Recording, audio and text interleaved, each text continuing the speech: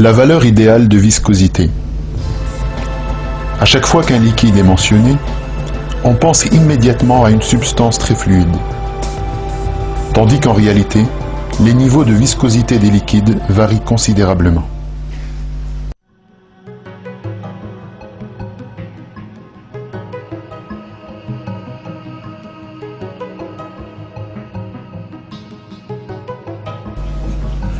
En l'occurrence, les viscosités du goudron, glycérine, huile d'olive et acide sulfurique sont toutes très différentes. D'énormes différences surgissent quand ces liquides sont comparés. Ceci parce que l'eau est 10 milliards de fois plus fluide que le goudron, 1000 fois plus que la glycérine, 100 fois plus que l'huile d'olive et 25 fois plus que l'acide sulfurique.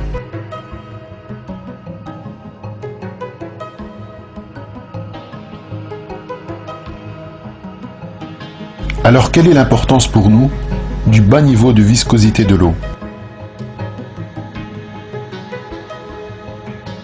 Si ce liquide vital était un peu plus, ou moins visqueux, quelles conséquences aurions-nous subies?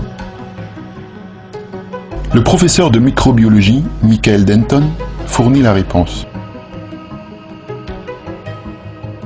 Si la viscosité était plus élevée, le mouvement contrôlé des grandes macromolécules et des structures particulières telles que la mitochondrie et les petites organelles seraient impossibles, tout comme des processus tels que la division cellulaire.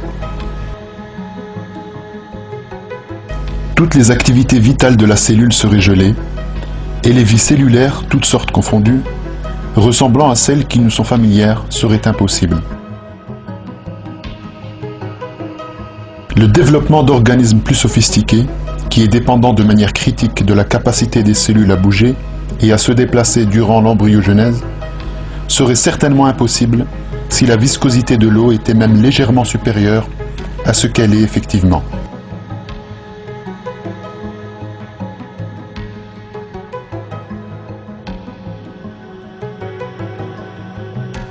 La faible viscosité de l'eau est essentielle, non seulement au mouvement cellulaire, mais aussi pour le système circulatoire. Il y a un grand nombre de cellules dans le corps. L'air et l'énergie captées de l'extérieur ont besoin d'être pompés vers les cellules par un certain nombre de conduits, et les déchets ont besoin d'être collectés par d'autres. Ces conduits sont les vaisseaux du système circulatoire.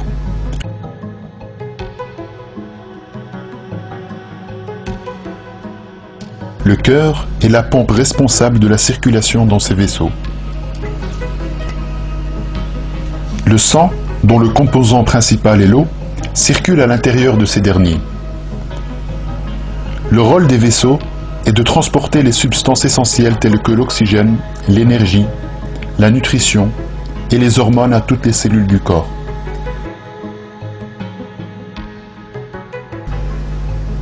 La longueur totale approximative des 5 milliards de vaisseaux capillaires dans notre corps est d'environ 950 km. Chez certains mammifères, on peut compter jusqu'à 3000 capillaires uniquement dans 1 mm² de tissu musculaire. C'est grâce à la faible viscosité de l'eau que le sang est capable de circuler dans nos vaisseaux sans être congestionné ou ralenti. Michael Denton explique que si la viscosité de l'eau était juste un peu supérieure à ce qu'elle est, le système circulatoire du sang serait complètement inutile.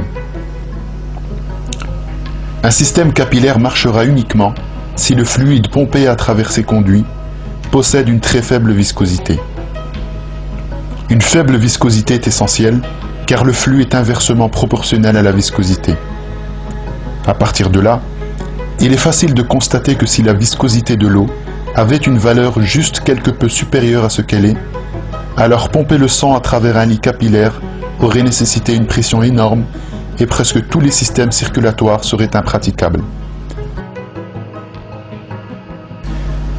Si la viscosité de l'eau avait été sensiblement supérieure, et si le plus petit capillaire fonctionnel avait un diamètre de 10 microns au lieu de 3, alors il aurait été nécessaire que les capillaires occupent virtuellement tout le tissu musculaire pour fournir un approvisionnement utile en oxygène et en glucose.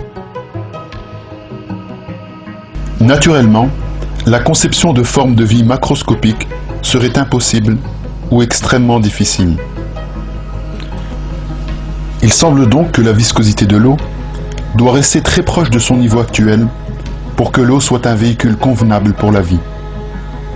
Autrement dit, comme toutes ses autres propriétés, la viscosité de l'eau se situe précisément au niveau idéal pour la vie.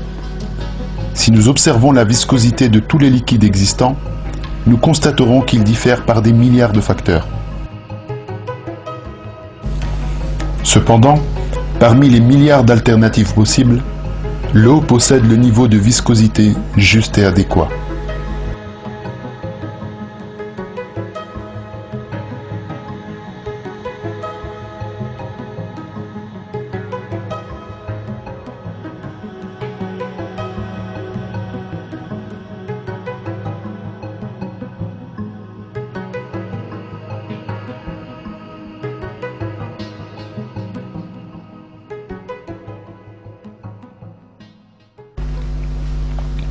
Un appel à la raison.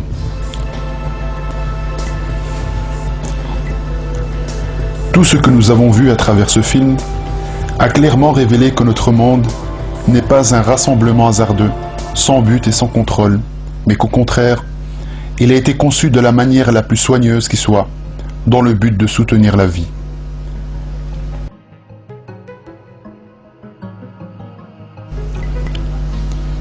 Dans ce film, nous avons pu voir comment les rayons du soleil qui nous atteignent, l'eau que nous buvons ou qui compose notre corps, ou l'air que nous respirons à chaque instant, sont totalement adaptés à notre vie.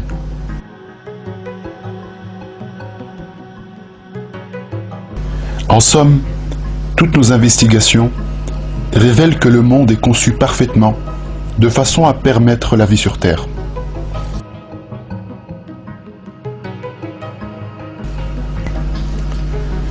Chaque élément de l'univers est une preuve qui confirme avec certitude l'existence d'un créateur qui contrôle chaque détail et dont la puissance et la science sont infinies.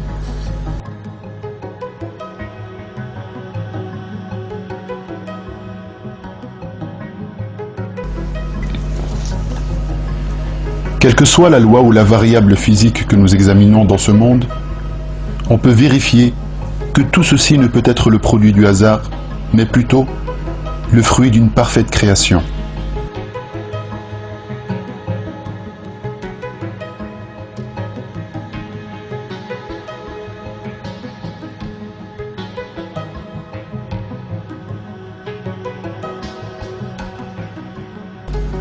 Une autre vérité fondamentale, révélée par la science moderne, vient confirmer que tous les équilibres innombrables que nous avons constatés règne également sur l'ensemble de l'univers. Toutes les recherches sur celui-ci durant les 20 dernières années montrent qu'il est le résultat d'une prodigieuse conception et que celle-ci est spécialement conçue pour soutenir la vie sur Terre.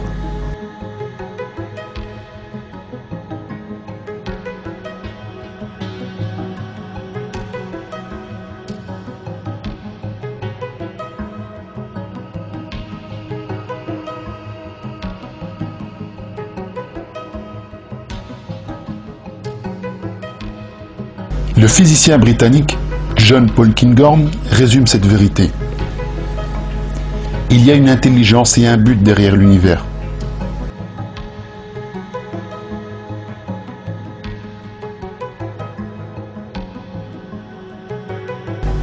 Il y a des allusions de cette présence divine dans la façon dont les mathématiques abstraites peuvent pénétrer les secrets de l'univers, ce qui suggère qu'une intelligence rationnelle a créé le monde.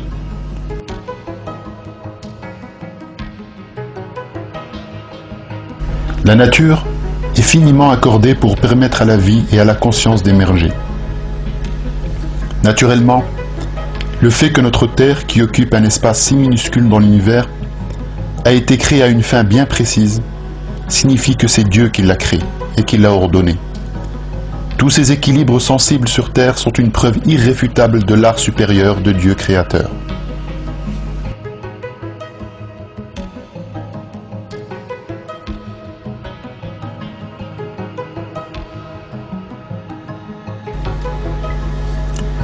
Les conclusions auxquelles la science moderne est arrivée ne sont autres que les vérités annoncées dans le Coran, il y a de cela 1400 années. Voilà comment Dieu déclare cette vérité dans le Coran. Votre Seigneur, c'est Dieu qui a créé les cieux et la terre en 6 jours, puis s'est établi sur le trône. Il couvre le jour de la nuit, qui poursuit celui-ci sans arrêt. Il a créé le soleil, la lune et les étoiles, soumis à son commandement. La création et le commandement n'appartiennent qu'à lui. Toute perfection à Dieu, Seigneur de l'univers. Sourate 7, verset 54.